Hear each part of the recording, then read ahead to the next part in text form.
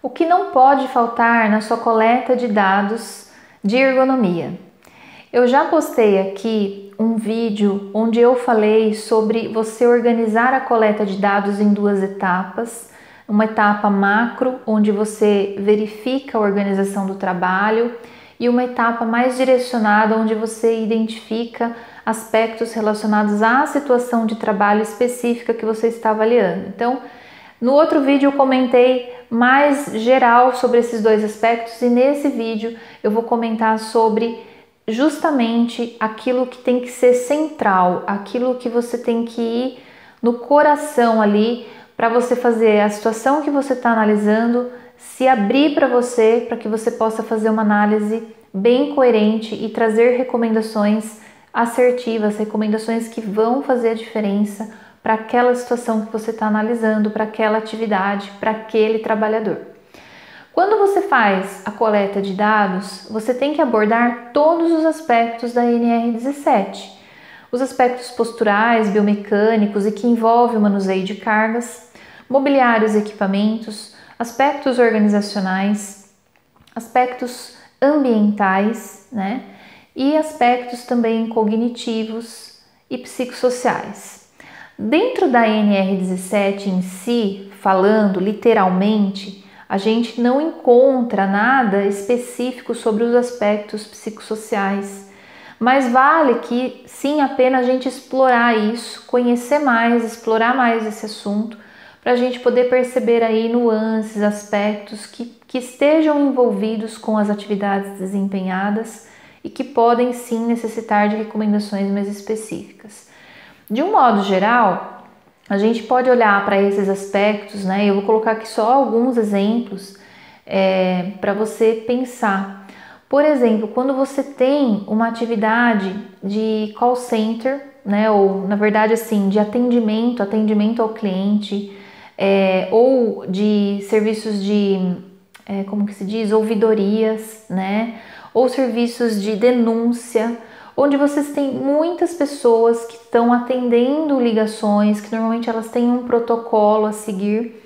Você vai trabalhar ali você vai ter presente nessas atividades, né, um grau muitas vezes de tensão, um grau emocional muito importante, e que isso venha alterar, né, de forma significativa o desempenho dessas pessoas. Se eu falar, por exemplo, aqui de um disque denúncia, onde recebe informações de crianças que foram violentadas, enfim, violência infantil. A pessoa que está do outro lado, lá do telefone, atendendo essa ligação, ela tem que estar muito bem preparada para ouvir, para receber essa reclamação, para cumprir os protocolos que ela precisa cumprir, né? E também ser imparcial nesse momento. E ao mesmo tempo também não trazer essa carga emocional que é do interlocutor que está conversando com ela para o seu próprio dia de trabalho. Mas isso é difícil, né? Então esse aspecto é um aspecto que pode trazer no final do dia, né, que essa pessoa tenha uma carga emocional muito maior, que está relacionada intimamente com o fato do teor da atividade que ela desempenha, e isso pode sim necessitar de uma intervenção mais importante aí, né? Não vou nem dizer do ergonomista. O ergonomista ele identifica isso, mas o que vai ser feito com isso não é papel do ergonomista, porque nós não temos esse conhecimento para lidar com esses temas sensíveis, né, que envolve, por exemplo, essa questão de carga emocional. Então, esse é um exemplo.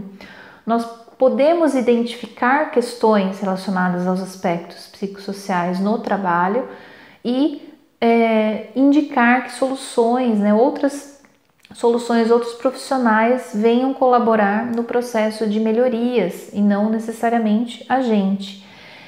Por outro lado, nós temos uma série de recomendações, né, e de informações que podemos coletar com muito mais propriedade, que são as outras, a parte ambiental, cognitiva, a parte postural, biomecânica, e nós temos que dar ênfase nessas coletas também para identificar as possíveis sobrecargas físicas, posturais que essas pessoas têm ao realizar as suas atividades e poder recomendar soluções específicas para isso. A gente tem que poder avaliar se essas posturas estão relacionadas com os mobiliários existentes, porque muitas vezes esses aspectos da NR17 eles se cruzam, né? Então por isso que a gente não pode avaliar assim tão separadamente. A gente precisa ter sim uma forma de juntar esses aspectos durante a entrevista, durante a coleta de dados, para que a gente consiga identificar de onde vem o problema, né? Se o problema é talvez o hábito do trabalhador, é o modo operatório, o que ele faz, né, por si só, a forma que ele executa a tarefa, ou se é pela deficiência de regulagem de um mobiliário, por exemplo. Então a gente precisa entender de onde vem para a gente poder saber o que é mais recomendável, né? É a educação do trabalhador ou é fazer ou disponibilizar um mobiliário com a regulagem adequada? Ou é as duas coisas, certo? Então, sempre que nós formos fazer as coletas de dados, temos que ter em mente todos esses aspectos relacionados à NR17 e tentar, né, conduzir essa avaliação de uma forma sequencial. Então, crie a sua própria metodologia. Olha, primeiro eu gosto de observar e fazer a avaliação da postura, dos movimentos e com relação ao mobiliário. Depois eu parto para o ambiental. Depois eu parto para informações mais cognitivas relacionadas à memorização, a poder de decisão, né? A realizar muitas tarefas ao mesmo tempo com grande grau de responsabilidade, no ponto de vista de decisão mesmo, né? Do que tem que ser feito ali, da atenção necessária ao que está sendo feito ou às coisas que estão sendo feitas ao mesmo tempo.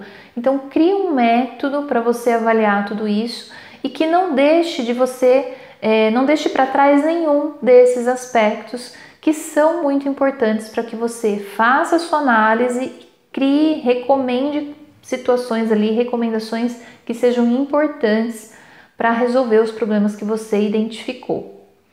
Se você gostou desse conselho do ergonomista, clica aqui, ó, e curte, comenta também sobre a sua experiência, compartilhe com quem acha que pode ser útil essa informação e acompanhe aqui o próximo vídeo.